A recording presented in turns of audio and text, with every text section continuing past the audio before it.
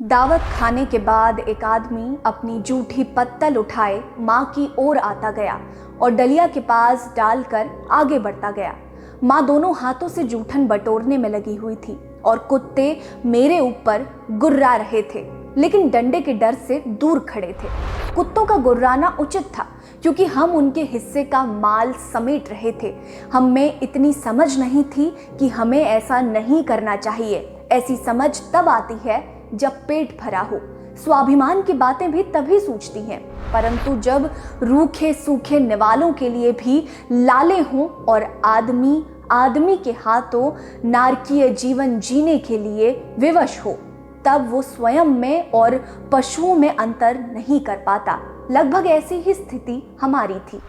मन को विचलित कर देने वाली इस घटना का वर्णन दलित साहित्य के प्रख्यात लेखक सूरजपाल चौहान ने अपनी आत्मकथा में किया है। उन्होंने अपनी आत्मकथा में देश की आजादी के बाद भारतीय समाज में जातिगत भेदभाव के विषयों को बहुत शिद्दत से लिखा है। उन्होंने अपनी आत्मकथा में मल मूत्र और जूठन उठाने के साथ दलितों पर होने वाले अत्याचारों को भी दिखाया है। ऊपर लिखी गई घटना भी उनकी आत्मकथा का ही एक हिस्सा है, जिससे सूरजपाल चौहान ने अपनी मां के साथ जूठन उठाने के अनुभव को साझा किया है। आपको बता दें कि छोटी उम्र में सूरजपाल चौहान की मां का देहांत हो गया था। साल 1966 में उनके पिता उन्हें लेकर रोजी रोटी कमाने के इरादे से दिल्ली आ गए। उस समय देश में दलितों की स्थिति आज के मुकाबले काफी दयनीय थी। ऐसे में दिल्ली में सूरजपाल के पिता को सफाई कर्मचारी की नौकरी मिली। वहीं घर की आर्थिक स्थिति के हिसाब से सूरजपाल पास के ही नगर निगम के एक स्कूल में जाने लगे। बचपन से ही सूरजपाल पढ़ाई में काफी अच्छे थे। समय के साथ साथ उनके ज्ञान का दायरा भी बढ़ा। हर विषय पर उनकी पकड़ और मजबूत होती चली गई। इस प्रकार सूरजपाल चौहान विषम परिस्थिति में पड़े,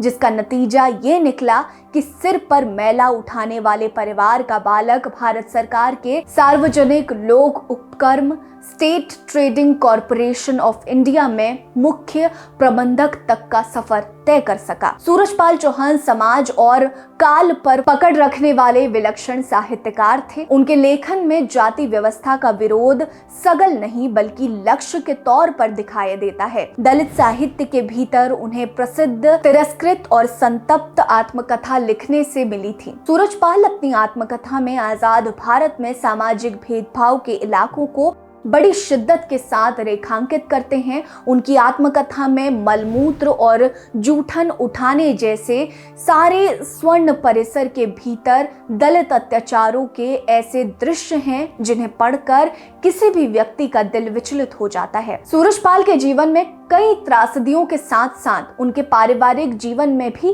कई परेशानियां थी। इसके संबंध में उन्होंने अपनी आत्मकथा में बड़ी बेबाकी के साथ लिखा था। वो बताते हैं कि हर दूसरे दिन डायलिसिस करवाने के लिए उन्हें अकेले ही अस्पताल जाना पड़ता था। वो प्रक्रिया उनके साथ लंबे समय से चल रही थी, लेकिन बड़ी जीवंतता के साथ उनका सामना उन्होंने किया। जून 2021 में उनकी मृत्यु हो गई। एक लेखक के लिए अपनी जीवनी लिखना बेशक बहुत आसान होता हो, लेकिन उसमें दर्द जो छुपा है वो लिखना, उनको शब्दों में पिरोना वाकई बहुत मुश्किल होता है। सूरजपाल ने अपनी जिंदगी के वो पहलुओं को साझा किया जिसमें ऐसी बातें बताई गई जिससे किसी का भी दिल कचूट सकता है। आपको ये कहानी कैसी लगी हमें जरूर बताइएगा, और अगर आपने भी इनके लेखों को पढ़ा है तो वो भी बताइएगा। बने रहिए हमारे साथ। नमस्कार।